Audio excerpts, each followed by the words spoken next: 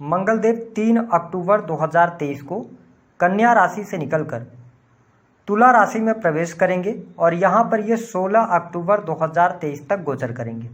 तो मंगल के इस राशि परिवर्तन का प्रभाव मिथुन लग्न अथवा मिथुन राशि वालों पर किस प्रकार से पड़ने वाला है, मंगलदेव अगले 45 दिनों में अपना किस प्रकार का प्रभाव आपके जीवन में लेकर आने वाले हैं, आज इसके बारे में हम चर्चा करेंगे।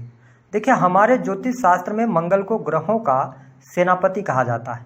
मंगल को सेना, पुलिस, आर्मी, कंस्ट्रक्शन लाइन, इसके साथ ही शक्ति, साहस, पराक्रम, ऊर्जा, छोटे भाई बहन, भूमि, वैवाहिक जीवन पर भी मंगल का बहुत ज़्यादा प्रभाव होता है।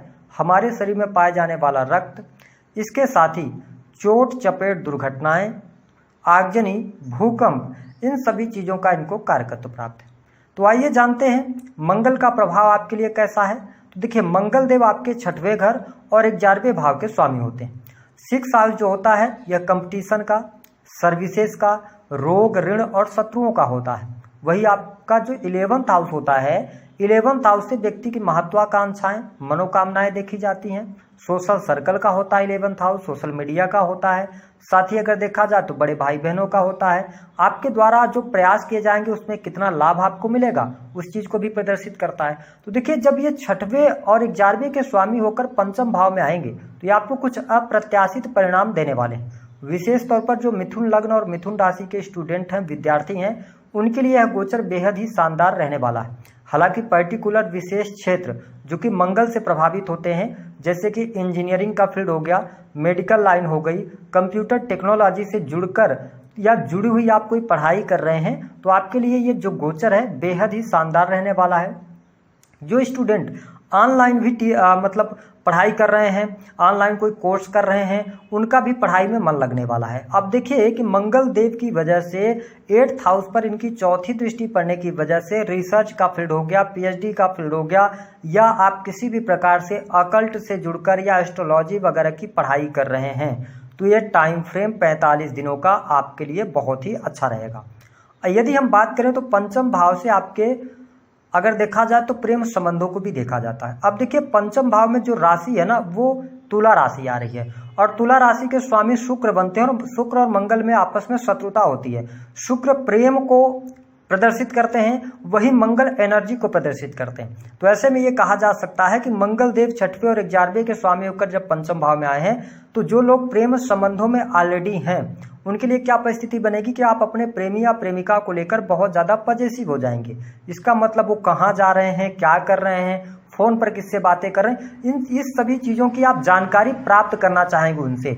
और कहीं ना कहीं से जब ये चीज़ें आपके लव लाइफ के अंदर आएगी तो आपका जो पार्टनर होगा, क्योंकि पंचम में मंगल आए हैं ना, तो आपके पार्टनर में क्रोध की अधिकता देखने को मिलेगी। वो बहुत जल्दी गुस्सा हो जाएंगे, क्षणिक गुस्सा उनमें होगा, जिसके कारण मिसअंडरस्टैंडिंग बढ़ सकती हैं। तो थोड़ा प्रेम संबंधों पर ध्यान देकर चलिएगा। इसके अतिरिक्त यदि देखा जाए तो जो हमारी माताएं बहनें हैं, मिथुन लग्न या मिथुन राशि वाली हैं, अगर आप गर्भवती हैं तो अपना भी ख्याल रखना है, अपनी भी हेल्थ का ख्याल रखना है और साथ ही बच्चे की भी ध्यान रखें, क्योंकि यहाँ पर अगर आप अपने खान पान पर नियंत्रण नहीं रखती हैं तो थोड़ा सा प्रॉब्लम में आप पड़ सकती हैं। तो आपको अपनी केयर करना है। मंगल पंचम भाव में आए। इसके अतिरिक्त देखिए, मंगल देव की जो दृष्टि है ना, वो आपके 8th हाउस पर पड़ रही है। 8th हाउस आपके कष्टों को प्रदर्शित करता है, दुखों को, आपकी आयु को, गुप्त रहस्यों को। तो यहाँ पर स्पष्ट तौर पे हम कह दें कि गुप्त विद्याओं की तरफ आपका रुझान बढ़ सकता है, आप उस तरफ जा सकते हैं। अगर आप किसी भी प्रकार से मेडिकल लाइन से जुड़े हैं, मैन्युफैक्चरिंग यूनिट चलाते हैं, क्योंकि 8th हाउस मैन्युफैक्चरिंग का होता है, 8th हाउस होता है टेक्निकल चीज़ों का या डीप रिसर्च का, डाटा एनालिसिस का। तो यदि आप इन फील्ड्स में हैं, आपकी राशि मिथुन है या लग्न मिथुन है, यहाँ पर आप इन फील्ड से जुड़कर कोई प्रमोशन वगैरह आपकी हुई है या कोई बड़ा परिवर्तन आप करना चाहते हैं, तो यहाँ पे संभावनाएं काफ़ी पॉजिटिव आपके लिए दिखाई देती हैं। साथ ही यदि देखा जाए तो दाम्पत्य जीवन के लिहाज से आपके लिए समय अब धीरे धीरे करके अनुकूल हो रहा है। परिस्थितियां आपको फेवर करेंगी, जीवन साथी का सहयोग मिलेगा, ससुराल पक्ष से आपको लाभ मिलने के संकेत यहाँ पर दिखाई देते हैं। पंचम भाव जो होता है ना, ये आपके शेयर मार्केट को भी प्रदर्शित करता है। तो जो मिथुन लग्न या मिथुन राशि वाले हैं गोचर के आधार पर मैं आपको जानकारी दे रहा हूं कि आपको शेयर मार्केट वगैरह से अच्छा लाभ प्राप्त होने की संभावनाएं दिखाई देती हैं। अब डिपेंड ये करता है कि आपकी पत्रिका में क्या स्थिति है, बट पंचम भाव में मंगल के आने की वजह से आपकी एनर्जी 5th हाउस से रिलेटेड चीजों में ही लगेगी, है ना। आप बुद्धि से पैसा बनाने का प्रयास करेंगे। और देखिए, मंगल देव की जो 7वीं दृष्टि है वो राहु पर पड़ रही है। राहु आपके 11th हाउस में है, राहु की 7म दृष्टि मंगल पर पड़ रही है। ऐसे में आप इस बात का ध्यान रखें कि अपनी इच्छाओं की पूर्ति के लिए अपने बड़े भाई बहनों से संबंधों को बेहतर करने का प्रयास कीजिएगा। थोड़ा सा यहाँ पे मैं मिसअंडरस्टैंडिंग देख रहा हूँ, लेकिन आपके लिए सेल्स, मीडिया, मार्केटिंग से आपको लाभ होगा। पुराने इन्वेस्टमेंट से धन की स्थिति आपके लिए बेटर होगी। कमीशन से संबंधित कार्यों में आपको सफलता मिलेगी। प्रॉपर्टी से जुड़े कार्यों में आपको लाभ मिलेगा। मतलब मंगल का यह गोचर आपके लिए बहुत अच्छा धन लाभ लेकर आ रहा है। आकस्मिक धन लाभ के योग आपके लिए बन जाएंगे। रुका हुआ, फंसा हुआ पैसा भी आपको प्राप्त होने वाला है। ये स्थिति आपके लिए बेटर रहेगी। बात करें यदि हम करियर की, जो लोग गवर्नमेंट सेक्टर के अंदर कार्यरत हैं, क्या उनके लिए कोई प्रमोशन के योग बनते हैं। इंजीनियरिंग का फील्ड हो गया, मेडिकल लाइन हो गया, अगर आप डॉक्टर्स वगैरह हैं तो आपको लाभ मिलेगा। पद प्रतिष्ठा की प्राप्ति होगी, मान सम्मान की प्राप्ति होगी। यदि आप किसी भी प्रकार से एजुकेशन के सेक्टर से जुड़े हैं या कंसल्टेंसी के कार्यों को करते हैं तो बेहतर परिणाम यहाँ पर आपको देखने को मिलेंगे। इसके अतिरिक्त यदि देखा जाए तो मंगल देव की जो 8वीं दृष्टि है वह आपके 12th हाउस पर पड़ रही है। 12th हाउस जो होता है वो हॉस्पिटल्स का भी होता है ना, आइसोलेशन का होता है। तो यहाँ पर मंगल देव 8म दृष्टि डाल रहे हैं। तो मतलब यदि आप को ये ध्यान रखना है कि अपने स्वास्थ्य का, क्योंकि हमने बताया ना कि आपकी निद्रा का भी होता है, शैया सुख का होता है। यहाँ पर मंगल देव दृष्टि डालेंगे, कहीं ना कहीं से आपकी हेल्थ को प्रभावित करने का कार्य करेंगे।